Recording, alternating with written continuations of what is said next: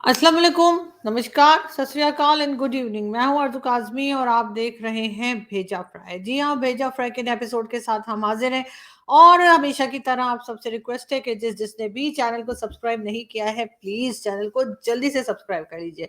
हम जी बात करेंगे सबसे पहले हिंदुस्तान और कनाडा की। जी हाँ, आप लोग सब जानते ही हैं कि भारत और कनाडा के बीच में जो इश्यूज़ चल रहे हैं और आज यूनाइटेड नेशन जनरल असेंबली में जो है एड्रेस किया है डॉक्टर जयशंकर ने। जी हाँ, जो कि फॉरेन मिनिस्टर हैं भारत के और बहुत हमें तो खैर बहुत पसंद है। मैं तो उनकी बहुत बड़ी फ़ैन हूँ और कभी ना कभी अगर लाइफ़ में मौका लगा तो एक सेल्फ़ी ज़रूर लूँगी उनके साथ। लेकिन खैर ये मैं अपनी स्टोरी आपको नहीं सुना रही, मैं आपको ये बताने लगी थी कि जी यूनाइटेड नेशन जनरल असेंबली के इजलास में बहुत ज़बरदस्त तरीके से डॉक्टर जयशंकर ने बात की है और उनका कहना ये है कि अब पहले जैसा काम नहीं चलेगा। जैसे कि पहले होता था कभी वेस्टर्न ने कोई भी अपना एक नैरेटिव सेट कर लिया है और फिर उसी नैरेटिव को लेके बाकी सारी कंट्रीज में फैला दिया और वैसे ही डील किया जा रहा है इस साइड यानी कि एशियन कंट्रीज को। और अब उनका कहना ये है कि नहीं, और ना ही आप जो कुछ अगर भारत में कुछ गड़बड़ चल रही है उसको ना ही सपोर्ट कर सकती है कनाडा या कोई भी दूसरी कंट्री। अगर ऐसा किया जाएगा तो उनको सख्त जवाब दिया जाएगा। ये तो खैर बहुत दिनों से मैं कह रही हूँ कि भारत की जो एक तरह से फॉरेन पॉलिसी है या जो इंडिपेंडेंट फॉरेन पॉलिसी है, वो यकीनन ऐसी है कि जिसे देखकर सारी कंट्रीज, सिर्फ पाकिस्तान की बात नहीं है, जितनी भी कंट्रीज एशिया की हैं, उन सबको ही कुछ ना कुछ सीखना चाहिए। वरना इस तरह से बात करना और इस तरह से एक करारा जवाब देना जो है, वो यकीनन हमें यही बताता है कि इस वक्त भारत की फॉरेन पॉलिसी बहुत इंडिपेंडेंट है और भारत किसी से डिक्टेशन लेने को तैयार नहीं है। और यही वजह है कि हमने देखा कि डॉक्टर जयशंकर ने जिस सख्ती के साथ बात की है और जिस तरह से उन्होंने आज, यानी आज तो नहीं कर, कल सॉरी, जिस तरह से उन्होंने बात की यूनाइटेड नेशन जनरल असेंबली में और उन्होंने करारा जवाब दिया वेस्टर्न कंट्रीज को कि हरगिज वो पाकिस्तान हो या भारत हो, आप सब जानते ही हैं कि यूनाइटेड नेशन में जो है जाके एड्रेस किया जाता है और हमारे खैर हमारे प्राइम मिनिस्टर ने भी एड्रेस किया। लेकिन अफसोस की बात यह है कि वो सिवाय कश्मीर कश्मीर कश्मीर के कोई और बात उन्होंने नहीं की, क्योंकि जाहिर है कि हमारी इंडिपेंडेंट फॉरेन पॉलिसी है ही नहीं। लेकिन भारत की क्योंकि इंडिपेंडेंट फॉरेन पॉलिसी है, तो हमने देखा कि उनके फॉरेन मिनिस्टर ने जिस तरह से बात की और जो उन्होंने कहा कि हरगिज वो किसी किस्म का इंटरफेयर पसंद नहीं करेंगे किसी दूसरी कंट्री का, और ना ही ये परमिशन देंगे कि कोई नैरेटिव सेट करके दूसरों को उस लाइन पे लगाया जाए। मेरा ख्याल है इसके बाद जो कैनेडियन प्राइम मिनिस्टर हैं वो यकीनन परेशान हो गए होंगे। लेकिन बहुत से लोगों का ख्याल ये भी है, मतलब इंटरनेट की हद तक ही है, सोशल मीडिया की हद तक ही है, मगर कई लोगों का ये भी ख्याल है कि शायद जस्टिन ट्रूडो जो है, हो सकता है कि वो अगर खालिस्तान बन गया, जो कि बनता हुआ मुझे तो इस जन्म में दिखाई नहीं दे रहा, क्योंकि जिस तरह की बात की है इंडिया के फॉरेन मिनिस्टर ने और उससे पहले भी जिस तरह से भारत डील कर रहा था, उसके बाद लगता तो नहीं है कि जस्टिन ट्रूडो जो है वो अ, बात कर पाएँगे या दोबारा से कुछ कह सकेंगे। लेकिन बहुत से लोगों ने मज़ाक में उनकी ये पिक्चर भी बना दी है, जिसमें कहा जा रहा है कि ये पहले प्राइम मिनिस्टर होंगे खालिस्तान के। खैर, यहाँ तो ये बात चली रही है, लेकिन इसके साथ-साथ हमने ये भी देखा कि कनाडा में जो है वो इंडियन एम्बेसी का जो ऑफ़िस है, यानी इंडियन एम्बेसी जो है उसके बाहर प्रोटेस्ट किया गया। बहुत बदतमीज़ी वाला प्रोटेस्ट था, फ्लैग की भी आप डिसरिस्पेक्ट वहाँ पे देखी जा सकती है, जिस तरह से फ्लैग को जला रहे थे या जो कुछ होता रहा। साथ-साथ प्राइम मिनिस्टर मोदी को भी एक उन्होंने एक उनका एक वो बनाया था एक पिक्चर उनकी लेकर और उसके ऊपर भी काफ़ी बदतमीज़ी कर रहे थे। मेरा ख़्याल है इस किस्म की हरकतें तो कभी पाकिस्तान से किसी ने नहीं की या पाकिस्तानियों ने नहीं की। जो हरकतें ये खालिस्तान के लोग कर रहे हैं, ये तो बिल्कुल ही इनका मुझे ऐसा लग रहा है जैसे बिल्कुल इनका दिमाग या तो काम नहीं कर रहा या बिल्कुल है ही नहीं कि किस तरह की बात कर रहे हैं। और उसके बाद कनाडा इनको सपोर्ट दे रहा है। कनाडा जो है वो जिस तरह से इन खालिस्तान के लोगों को या खालिस्तान सपोर्टर्स को, जिन्हें कि टेररिस्ट भी बोला जा रहा है भारत की तरफ से, उनको जिस तरह से सपोर्ट दे रहा है, यकीनन उस बात के ऊपर सबको जो है सारी बाकी सारी कंट्रीज़ को भी यकीनन परेशान हो जाना चाहिए इंक्लूडिंग पाकिस्तान। क्योंकि अगर आप किसी के भारत की प्रॉब्लम में अगर आप खुद खुशी के शादियाने बजाएँगे और बहुत ज़्यादा कहेंगे वाह, वाह! बड़ा ज़बरदस्त हुआ, तो कल को यही चीज़ें आपके यहाँ भी हो सकती हैं। तो मेरा ख़्याल है इस वक़्त पाकिस्तान को भारत के साथ होना चाहिए, उनको सपोर्ट करना चाहिए। वैसे बहुत से लोग सपोर्ट कर भी रहे हैं, लेकिन ज़ाहिर है कि बहुत से लोग ऐसे भी हैं जो नहीं कर रहे, लेकिन बहरहाल ये जो खालिस्तान के लोग हैं होपफुली कोई ना कोई बैकडोर डिप्लोमेसी चल रही होगी कनाडा के साथ भारत की, और जल्द ही ये सब चीजें जो है वो हमें कंट्रोल होती हुई दिखाई देंगी। वैसे अमेरिका ने भी जो सिख कम्युनिटी रहती है अमेरिका में उनको कह दिया है कि जी वो एहतियात करें बाहर आने जाने में, और वहाँ के कुछ लोगों को जो कि खालिस्तानी मूवमेंट के कहना चाहिए है उनको ये भी कहा है कि वो खास एहतियात करें कि हो सकता है उनको टारगेट किया जाए। मगर बात सारी ये है कि ये कर कौन रहा है ये भी पता करना चाहिए, इसलिए कि भारत की गवर्नमेंट के ऊपर इल्जाम लगाया बगैर किसी सबूत के कैनेडियन प्राइम मिनिस्टर ने, लेकिन अमेरिका भी अब इसी किस्म की बातें कर रहा है कि अपने सिख कम्युनिटी से होशियार रहने को कहा जा रहा है। बहुत अफसोस होता है जब लोग जो हैं इस लेवल पे चले जाएं कि अगर उन्हें अपनी कंट्री से कोई शिकायत है तो वो उसके ना फ्लैग की रिस्पेक्ट कर रहे हैं और ना ही प्राइम मिनिस्टर की रिस्पेक्ट कर रहे हैं। ठीक है, हम भी अपने प्राइम मिनिस्टर को बड़ा कुछ कहते हैं, लेकिन आपने कभी शायद ही देखा हो कि इस किस्म की जो हरकतें हों जो कि कनाडा में इस वक्त की जा रही हैं और खालिस्तान के लोगों की तरफ से। खैर हम बढ़ते हैं आगे और हम उम्मीद यही करते हैं कि सॉरी कि जल्द ही ना सिर्फ ये कि कनाडा बल्कि साथ साथ भारत की गवर्नमेंट्स भी जो है जो बैकडोर डिप्लोमेसी चल रही है उसमें बातचीत करके इन सारे इश्यूज को जो है कंट्रोल में ले आएंगे। बात हम करेंगे जी इमरान रियाज खान की। जी हाँ, ये इमरान रियाज खान साहब हैं जो कि इमरान खान के बहुत जबरदस्त सपोर्टर हैं। इनकी हालत आपने देखी कि ये किया है जी हमारी एजेंसीज ने जो इन्हें उठा के ले गए थे। तकरीबन 4 मंथ्स के बाद ये वापस अपने घर को आए हैं। बहुत सी चीज़ों में मेरा मुझे भी और मेरे जैसे बहुत से लोगों का इख्तिलाफ रहा है इमरान रियाज खान साहब से। उनकी वीडियोज़ और उनकी बातें जो थी, उन पे हम एग्री नहीं करते। लेकिन इस चीज़ पे भी एग्री नहीं होते कि हमारे किसी भी कोलीग की या हमारे किसी भी जो मीडिया के लोग हैं, उनकी ये हालत कर दी जाए। ठीक है, बहुत से लोग अलग से बात करते हैं, बहुत से लोग ऐसी बातें करते हैं जो इंसान को पसंद नहीं आती हैं और वो सोचता है कि भई ये मुझसे अलग हट के बात कर रहा है या ये बातें जो है वो नहीं है जिसे मैं सपोर्ट करूं या जिन पे मैं भी वही बात करूं। लेकिन दो लोगों की राय अलग हो सकती है। घर में अगर दो या तीन बहन भाई होते हैं, उनकी भी पसंद और नापसंद अक्सर अलग होती है। तो अगर इमरान रियाज खान साहब की सोच या उनकी पसंद जो है वो इमरान खान है या कुछ और वो सोचते हैं, तो मेरे ख्याल इसमें कोई गलत बात नहीं है। और कई चीजों में जो है इख्तिलाफ रहता है और होना भी चाहिए, ये बहुत नेचुरल है। लेकिन उसके बाद किसी की ये हालत कर दी जाए, मैं हरगिज इस चीज को सपोर्ट नहीं करती। और हम यही दुआ करते हैं कि इमरान रियाज खान साहब जो है वो जल्द से जल्द उनकी सेहत ठीक हो जाए और दोबारा से वो हमें अपने यूट्यूब चैनल पे और टीवी चैनल पे दोबारा दिखाई दें।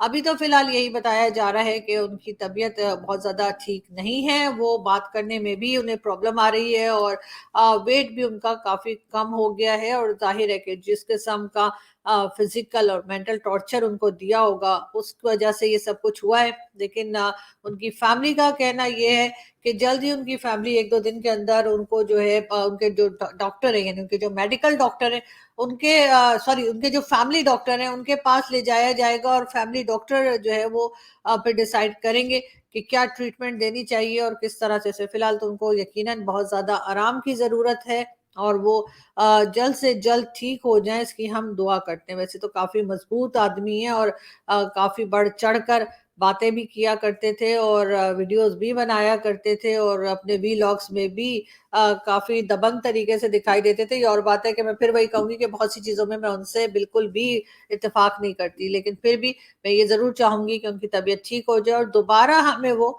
अपने चैनल पे दिखाई दें। हम जी बढ़ते हैं आगे और आगे बढ़ते हुए हम सबसे पहले तो एक वीडियो देखते हैं, फिर बात करते हैं। किए जा रहे हैं। मैं जी कुछ नहीं कह सकता, मैं सियासतदान हूँ नहीं, ना मैं सियासत में हूँ। थोड़ा साइड पे हो सर, साइड पे हो जाओ। जी, ये थे खावर फरीद मानिका जिनको अरेस्ट किया गया है, जो दुबई जा रहे थे और दुबई जाने से पहले ही उनको एयरपोर्ट से अरेस्ट किया गया। अब वो ये कह रहे हैं कि जी ना तो मैं सियासतदान हूँ, ना मेरा पॉलिटिक्स से कोई वास्ता है, तो बताना ये था कि सर जो आप करप्शन के केसेस आपके ऊपर हैं उसके लिए आपका पॉलिटिशियन होना कोई ज़रूरी नहीं है और ना ही पॉलिटिक्स में होना ज़रूरी है। ये और बातें, इनके बारे में मैं ये बता दूँ कि जी ये इमरान खान साहब की जो थर्ड वाइफ है बुशरा मानिका जो कहलाती हैं अभी तक, ये उनके फर्स्ट हस्बैंड हैं और इनका नाम है जी खावर मानिका।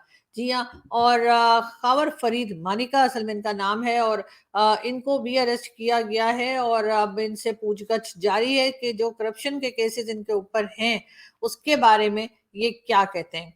साथ-साथ हम बात करेंगे इसहाक डार साहब की। इसहाक डार साहब जो इस वक़्त लंदन में हैं और वैसे तो पूरी की पूरी पीएमएलएन ही इस वक़्त लंदन बैठी है, चाहे नवाज़ शरीफ हो, वैसे मरीम नवाज़ जो है वो आज 1 दिन पहले ही वापस आई हैं और अब बताया जा रहा है कि जी नवाज़ शरीफ आएँगे तो हर मसला हल हो जाएगा। मुझे नहीं पता कि वो कौन-सा जादू का चिराग लेकर आने वाले हैं, जिससे कि तमाम पाकिस्तान के इश्यूज़ जो हैं वो बैठे-बैठे या ऐसे चुटकी बजाते में सही हो जाएँगे। मगर एक बहुत से लोग जिसमें कि हमारे जो है जावेद चौधरी साहब भी हमारे एक सीनियर जर्नलिस्ट हैं, उनका कहना है कि जी नवाज़ शरीफ साहब ने एस्टेब्लिशमेंट से कहकर जो है वो इमरान रियाज़ खान को रिहाई दिलवाई। वरना एस्टेब्लिशमेंट अभी उनको छोड़ने के लिए तैयार नहीं थी। तो पूछना ये था कि अगर वाक़ई में नवाज़ शरीफ साहब के फ़ोन कॉल से एस्टेब्लिशमेंट इतनी बात मान रही है और एजेंसीज़ इतनी सुन रही हैं, तो जो मिसिंग पर्सन्स का इश्यू चल रहा है बलूचिस्तान में, सिंध में और कई जगहों पर कई लोग मिसिंग हैं, बल्कि 2-4 दिन या 2-4 हफ्तों से नहीं, सालों से वो लोग गायब हैं। उनको भी अगर नवाज़ शरीफ साहब कॉल करके और उनको भी बुलवा लें तो बहुत अच्छा हो जाएगा कि वो लोग भी अपने-अपने घरों को आ जाएँ और उनके भी फैमिली के लोग और उनके भी बच्चे जो हैं वो उनको देख सकें। लेकिन अगर ये समझ लिया जाए जो कि जावेद चौधरी साहब कह रहे हैं, उनकी बात पे अगर यकीन कर लिया जाए कि वाक़ई में नवाज़ शरीफ साहब की इतनी चलती है कि एस्टेब्लिशमेंट को वो कुछ भी बोलें, एस्टेब्लिशमेंट कहती है बिल्कुल सर और उसके बाद मिसिंग पर्सन्स या जिन लोगों को उन्होंने उठाया होता है, अगवा किया होता है, अरेस्ट किया होता है, उनको छोड़ दिया जाता है। अगर यही बात मान ली जाए, तो फिर नवाज़ शरीफ साहब को गवर्नमेंट से उन्होंने क्यों हटाया या नवाज़ शरीफ साहब की गवर्नमेंट को क्यों गिरा दिया गया? ये भी उनसे पूछा जाए कि अगर इतनी ही उनकी सुनी जाती है तो फिर तो वो आराम से प्राइम मिनिस्टर रह सकते थे, उनको हटाकर इमरान खान को क्यों लाया गया? इसके साथ-साथ शेख रशीद साहब भी जो हैं तकरीबन 9-10 दिन से शेख रशीद साहब को भी ले जाया गया है, अभी तक शेख साहब की कोई खैर खबर नहीं है। उनकी फैमिली की तरफ से यही बताया जा रहा है कि जी कुछ लोग सादा लिबास में आए थे, शेख साहब को ले गए, साथ ही शेख साहब का घर लाल हवेली उसको भी सील कर दिया गया। लोगों को बाहर निकाल के उसको बंद कर दिया गया है। कहा यही गया है कि गैर कानूनी तौर पर शेख साहब ने लाल हवेली पे कब्जा कर रखा था। खैर अब ये कब्जा उन्होंने कब से कर रखा था ये तो खैर मुझे नहीं मालूम, ऊपर वाला ही जानता होगा, इसलिए कि मैंने तो जब से होश संभाला है तब से मैं यही सुन रही हूँ कि लाल हवेली में शेख रशीद साहब रहते हैं। लेकिन अब शेख रशीद साहब जो हैं उनकी लाल हवेली को खाली करा लिया गया है और अब हम देखते हैं कि शेख साहब कब वापस आते हैं और शेख साहब भी खैरियत से वापस आ जाएँ तो अच्छा है, इसलिए कि उनके भी जो स्टेटमेंट्स होती हैं तरह-तरह की, उसको भी लोग काफ़ी मिस कर रहे हैं और लोगों का ख़्याल यही है कि जी शेख साहब को वापस आ जाना चाहिए। बात हम कर रहे थे जी इसहाक डार साहब की।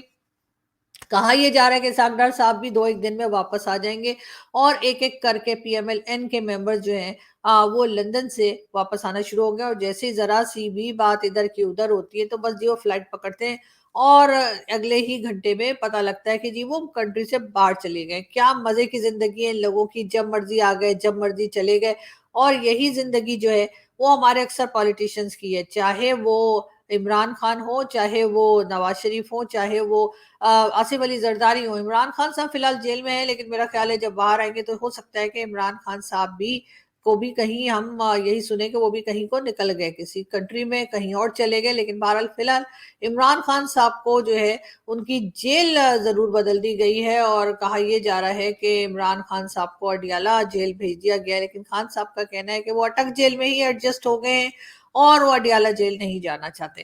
खान साहब ने कहा कि जी मैं अटक जेल में बिल्कुल एडजस्ट हो गया हूँ और अब मुझे यहीं रहना है। लेकिन ज़ाहिर है कि जो दूसरों ने सोच रखा है यानी जिन्होंने खान साहब को बंद कर रखा है, फैसला वही करेंगे, खान साहब नहीं। तो खान साहब कहते रह गए कि जी मैं यहाँ खुश हूँ और मुझे यहीं पे एडजस्ट हो गया हूँ, अडियाला जेल मुझे ना भेजा जाए। लेकिन इमरान खान साहब को अडियाला जेल भेज दिया गया है।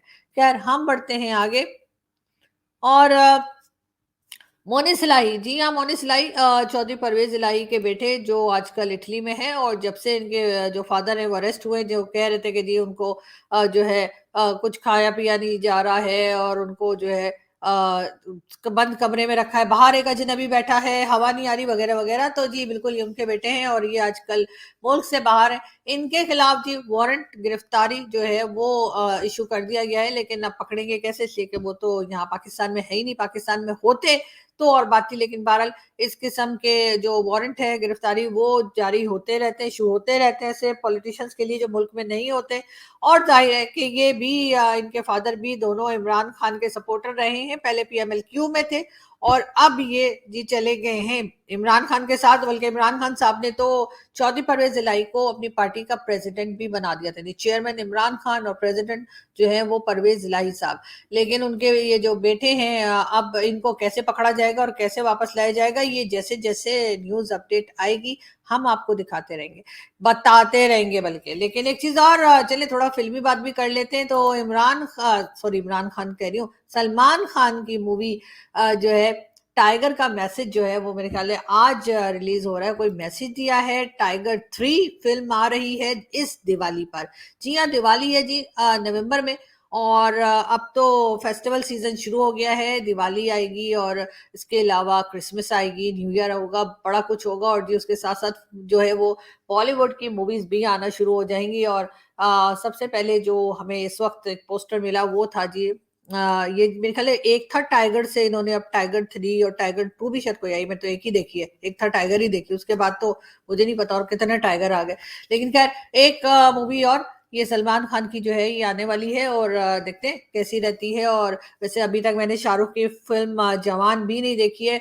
मैंने अपने एक दो दोस्तों से पूछा भी था कि भाई कोई लिंक वगैरह है तो मुझे भेज दीजिए, लेकिन वो कहने लगे हमें तो पता ही कोई नहीं है। तो बहरहाल उसका भी कोई लिंक मिल गया ऑनलाइन तो फिर हम भी देख लेंगे, लेकिन फिलहाल हमने नहीं देखी है।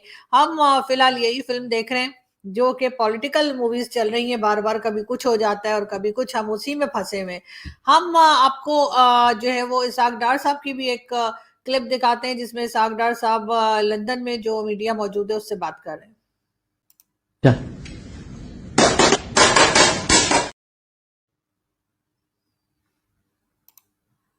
माशी साहब का ये बयानिया है कि वो जनरल बाजवा, जनरल फैज और जो हमारे जी और कोई सवाल है जी? सर उसके जी हाँ, और ये थे इसाक साहब जिनसे लंदन में पूछा जा रहा था कि जी नवाज शरीफ साहब का एक बयानिया, यानी नवाज शरीफ साहब ने एक स्टेटमेंट ये दिया था कि अगर वो प्राइम मिनिस्टर बन के दोबारा आ गए तो वो जनरल बाजवा और जनरल फैज हमीद के खिलाफ एक्शन लेंगे। लेकिन जाहिर है इसाक डार साहब इस बात का जवाब नहीं देना चाहते थे, और देते भी तो क्या देते, इसलिए कि कभी ऐसा होता हुआ हमने तो देखा नहीं कि हमारे जो रिटायर्ड फौजी हैं उन्होंने कुछ गलत किया हो तो उनके ऊपर कोई केस चला हो या उनको कोई सजा हुई हो। तो ऑब्वियसली इसाक डार साहब भी इस बात से बचना ही चाह रहे होंगे। लेकिन बहरहाल जो पब्लिक है वो तो पूछेगी, और वैसे पब्लिक सब जानती भी है, ये भी जो है मेरे ख्याल से इसाक डार साहब को यकीनन मालूम होगा। अब वो उसका जवाब ना देना चाहें तो ये और बात है। साथ साथ हम आपको ये भी बताते चलें कि जी जब भी आप लोग एयरपोर्ट जाते हैं, कहा जाता है कि मतलब जो लोग आप जिन्हें आप नहीं जानते, अगर जानते हैं तब भी, लेकिन खैर अगर नहीं जानते तो फिर तो बहुत ज्यादा एहतियात की जरूरत है। किसी का सामान ना तो आप अपने साथ रखिए और ना ही किसी के सामान, अपने सामान को किसी को हाथ लगाने दें। एक वीडियो देखते हैं फिर बात करते हैं। क्या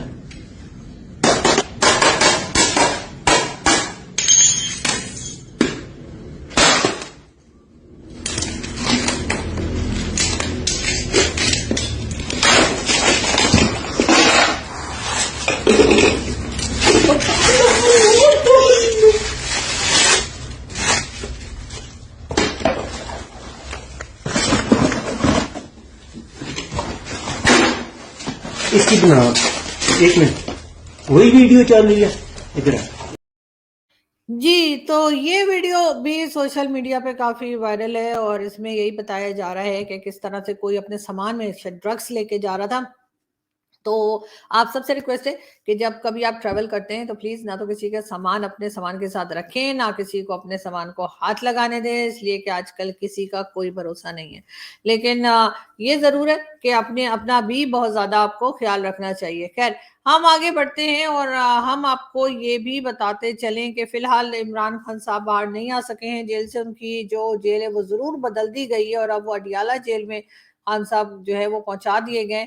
लेकिन साथ साथ इमरान खान के लिए जो है वो, जो आप कहना चाहिए कि मुशाहिद हुसैन सैयद, जी हाँ, ये पिक्चर जिनकी आप देख रहे हैं, ये चेयरमैन, उनका कहना है कि ये चेयरमैन पीटीआई यानी कि इमरान खान साहब जो हैं मदर ऑफ ऑल डील्स भी हो सकती है इमरान खान के साथ। मतलब अब ये पता नहीं कौन सी बात कर रहे हैं, मदर ऑफ ऑल डील्स जो है।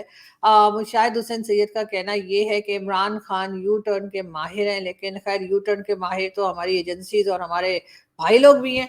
तो उनका कहना ये है कि इमरान खान वैसे भी एक्सपर्ट हैं यू टर्न के, तो हो सकता है कि कुछ हेलो हाय हो जाए, उनकी कुछ माफी तलाफी हो जाए और इमरान खान को हम फिर एक बार जो है सियासत के मैदान में देखें। मेरा ख्याल ऐसा होना चाहिए, इसलिए कि किसी को कोई राइट नहीं है कि वो किसी भी पॉलिटिशियन को इस बात से रोके कि वो इलेक्शन में हिस्सा ना ले सके। इलेक्शंस का जी यही बताया जा रहा है कि अब होंगे जी जनवरी में, और देखते हैं जनवरी तक भी होते हैं या नहीं। लेकिन बहरहाल उस पर हमारी मुसलसल नजर है और हम आपको न्यूज़ अपडेट करते रहेंगे। यहाँ से हम चलते हैं, हमारे चैनल को सब्सक्राइब करना ना भूलिएगा। हंसते रहिए, मुस्कुराते रहिए और हमारे चैनल को देखते रहिए जी। Thank you.